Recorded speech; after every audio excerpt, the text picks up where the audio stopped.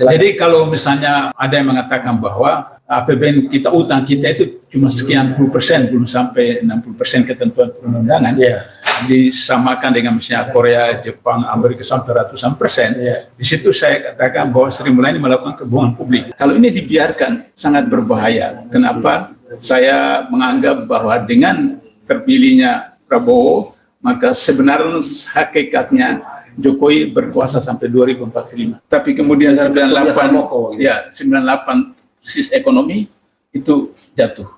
Jadi artinya bahwa bahkan tidak hanya 1 tahun, berapa bulan, karena Maret kan baru terpilih. Iya, 4 bulan saya ingat itu. April, Mei, enggak, Maret, April, Mei, 2,5 bulan. 2,5 bulan, ya. 2,5 bulan. Nah, artinya bahwa itu bisa terjadi. Karena itu tadi saya ilustrasi tentang Pak Ali. Karena itu bahwa pemimpin itu representasi dari rakyat. Jadi kalau rakyat mau kemudian memajukan, bisa. Ilustrasi sederhana dalam sholat berjamaah. Imam itu baru takbir, baru rakaat pertama dia kentut. Maka kemudian dia harus mundur. Itu kalau dia sadar. Biasanya kan kalau dalam imam duniawi kan kentut berkali-kali tapi nggak mau mundur. Nah, seperti itu. Jadi oleh karena itu maka bagaimana untuk pelajaran pada waktu akan datang 2029, jangan lagi memilih calon-calon imam itu yang kemudian tidak memahami fikih sholat misalnya seperti itu. Nah, sekarang kemudian lantas kemudian bagaimana kita lakukan? Apakah hak angket, apakah ada mahasiswa, apa LSM dan seterusnya, sehingga kemudian saya ingat tahun 74 Undang-Undang Perkawinan. Undang Perkawinan. Itu kemudian anak-anak pelajar datang ke Senayan merebut itu pimpinan sidang. Akhirnya kemudian undang-undang itu ditunda, kemudian diikuti kemauan dari masyarakat. Artinya bahwa pernah terjadi pelajar, bukan mahasiswa, pelajar yang menguasai sidang pleno di DPR Senayan. Waktu itu isunya apa, Pak Abdullah? Rencana undang perkawinan. Nah, isu persisnya apa dulu? Isu itu adalah bahwa bertentangan dengan ajaran Islam. Jadi misalnya, dan akhirnya perkawinan terus menurut agama dan kepercayaan. Seperti itu. Nah, itu yang harus disadarkan oleh masyarakat.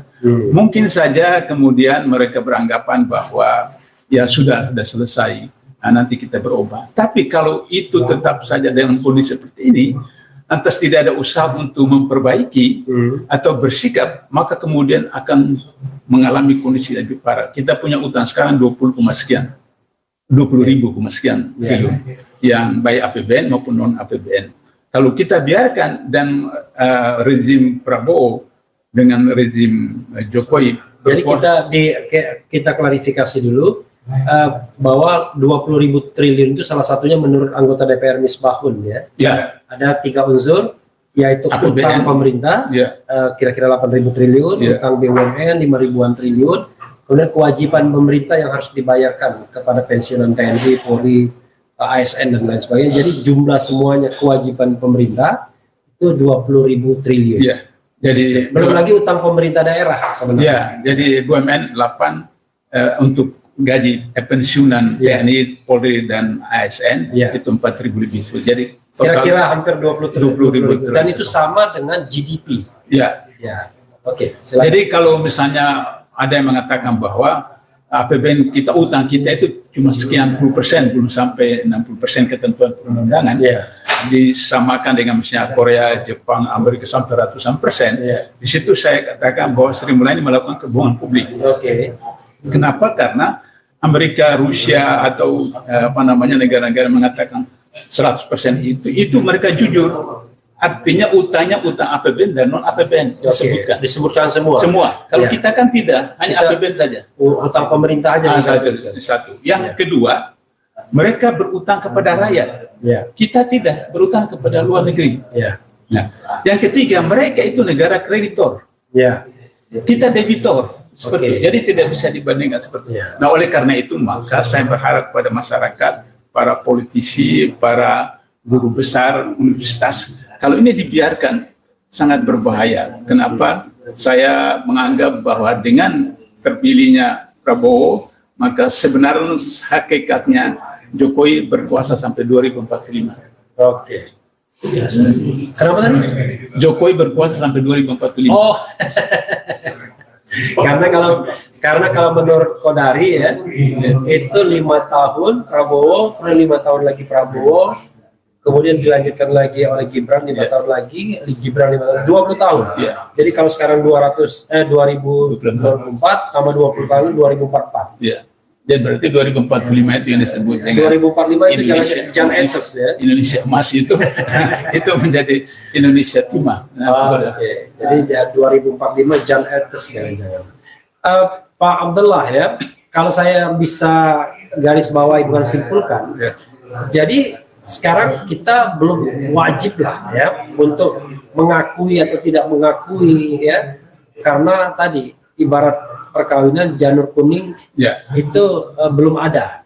Betul. Sehingga ya kita bebas dong menyatakan sikap politik kita ya. Mau menolak oke, mau mengupayakan impeachment oke, asal jalurnya konstitusional seperti itu. Itu satu. Yang kedua, saya pribadi tetap menolak sampai kapanpun.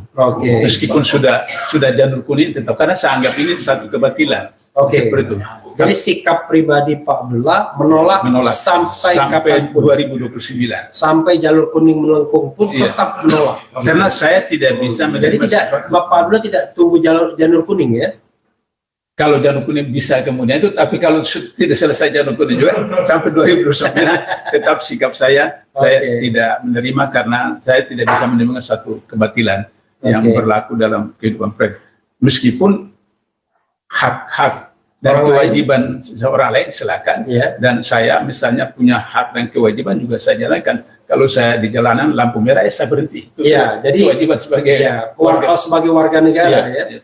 Jadi tidak mengakui pemerintahan bukan berarti kemudian kita membangkang terhadap hak dan kewajiban sebagai warga negara. Betul. Bayar pajak ya tetap bayar pajak. Lampu merah tetap lampu merah. Seperti itu. Karena kita ingin perubahan yang konstitusional. Betul. Pak Abdullah, ada lagi yang ingin disampaikan? Saya kira sebagai penutup, saran saya kepada Pak Prabowo, coba usahakan supaya memperbaiki diri. Nah, kemudian ini tadi ya bagian dari upaya warga negara tadi. Boleh tidak mengakui tapi tetap kasih nasihat. Kasih nasihat. Nah, sehingga kemudian mudah-mudahan Prabowo bisa mendapat semacam hidayah begitu. Lantas kemudian meminta maaf kepada rakyat. Kemudian seperti mantan mertuanya, dengan ini saya menyatakan diri, mengundurkan diri. Seperti itu. Nah, itu adalah satu perjalanan yang sangat husnul khatimah seperti itu. Daripada nanti 2009 kemudian 2029 akhirnya 2029 iya 2009 udah lewat 2029 bukan husnul khatimah tapi kemudian suul khatimah seperti itu. Saya kira itu. Ada pertanyaan krusialnya, why harus mengundurkan diri kalau dia sudah dapat hidayah? Karena dia tahu bahwa dia bersalah. Jadi dipilih tetap haram hukumnya menggunakan kekuasaan yang didapatkan dengan cara curang. Itu betul. Itu kredo politiknya kan begitu. Betul. Saya kira ada ilustrasi yang lari maraton itu, yang beberapa tahun yang lalu itu, yang orang sejak start itu orang Afrika itu di depan terus. Depan. Kira-kira beberapa ratus meter sampai garis finish, dia agak, karena orang kampung kan, dia agak bingung ini sudah sampai atau belum, sehingga dia melambatkan larinya. Kemudian seperti itu. Maka kemudian yang Eropa di belakang itu, dia datang bantu dia, terus mendorong supaya sampai garis finish. Maka kemudian yang menang itu tetap yang Afrika itu. Wartawan tanya, kenapa Anda bantu dia? Dia bilang, ya dia berhak untuk menang. Dan saya dinasihati ibu saya, jangan berlaku sesuatu yang curang. Nah, itu pelajaran, mudah-mudahan Prabowo pernah nonton video itu. Sehingga kemudian tadi saya katakan, kalau sudah dapat hidayah, mudah-mudahan Prabowo bisa. Jadi jangan jauh-jauh, kita punya pemain bulu tangkis yang namanya Hendra Aksan, Muhammad Aksan. Aksan. Itu ketika dia mendapatkan poin oleh wasit, memberikan poin pada dia, dia bilang enggak. Yang dapat poin lawan. Dan Muhammad Aksan melakukan itu berkali-kali. Saking